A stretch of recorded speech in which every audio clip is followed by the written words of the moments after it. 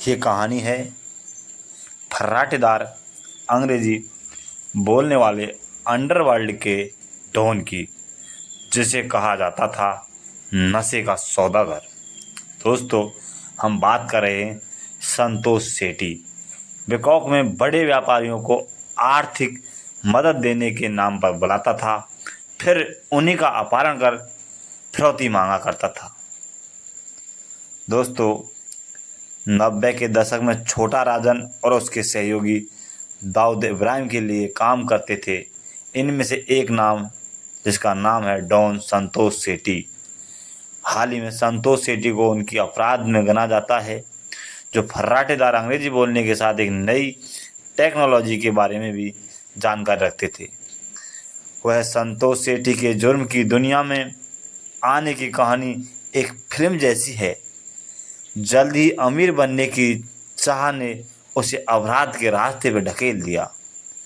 दोस्तों, मुंबई के रहने वाले संतोष सेठी ने अपनी स्कूलिंग डीजी ब्राड स्कूल से ही की थी।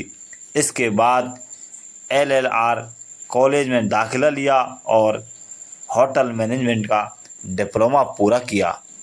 वह कुछ दिनों के लिए मुंबई के एक होटल के बतौर ट्रेनिंग का काम भी कर चुका है, लेकिन साल 1988 आते आते जल्द ही पैसे कमाने की सनक में संतोष सेठी मादक पदार्थ की तस्करी करने लग जाता है।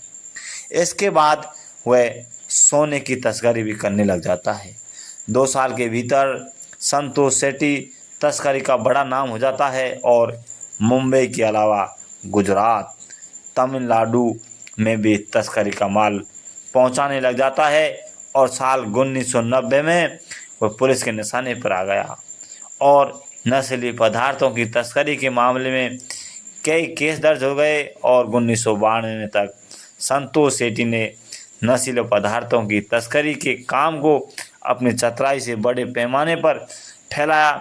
इधर साल भर बाद हुई मुंबई में बम धमाके ने पुलिस को एक आदमी यानी दाऊद इब्राहिम के ऊपर टिका दिया था।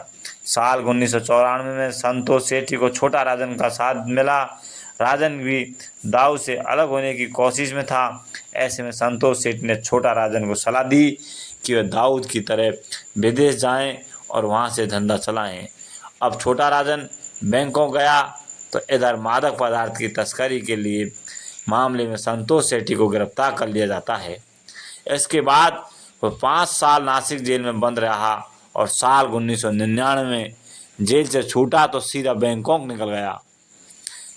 दोस्तों, साल 2000 में दाऊद ने छोटा राजन पर हमला करवाने के लिए वह बच गया। इसके बाद उसे अस्पताल से निकालने वाला संतोष सेठी था। हालांकि कई साल साथ में काम करने के बाद 2004 में सेठी और छोटा राजन में पैसे को लेकर कुछ अनबन हो गई और इसके बाद वह राजन से अलग हो गया। संतोष ने इस दौरान अपनी काली कमाई को बैंकॉक व इंडोनेशिया के कई बड़े होटलों में खपाया था। वहीं संतोष सेठी का नाम मुंबई में छोटा राजन के सहयोगी फरीद तनाशा और 2010 में भरत नेपाली की हत्या में भी उपयोग आया था।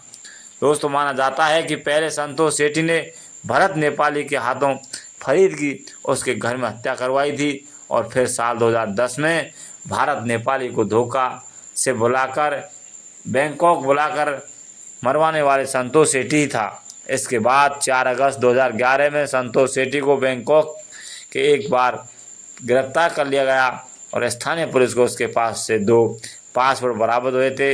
इसमें एक संतोष सेठी के नाम से था जबकि दूसरा निकोलम शर्मा के नाम थे। भारत आने के बाद संतोष सेठी पर साल 1990 से दर्ज मामले में कार्रवाई की गई थी।